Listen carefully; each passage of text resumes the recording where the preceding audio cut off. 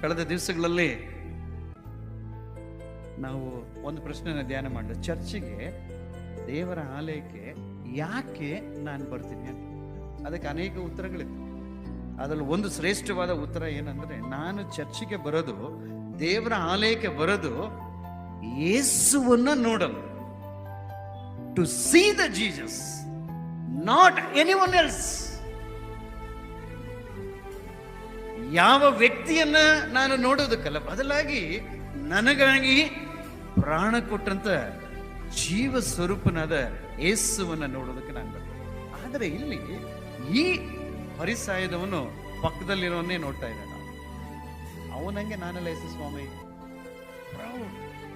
ಮೊದಲನೇದಾಗಿ ಮನುಷ್ಯನ ತೀರ್ಪು ಅದು ಪಾರ್ಷಿಯಲ್, ಅವ್ರಿಗೊಂಥರ ಇವ್ರಿಗೊಂಥರ ಮಾಡುವಂತ. ಎರಡನೇದು ಮನುಷ್ಯನ ತೀರ್ಪು ಅದು ಪ್ರೌಡ್, ಅಹಂಭಾವದ ತೀರ್ಪು.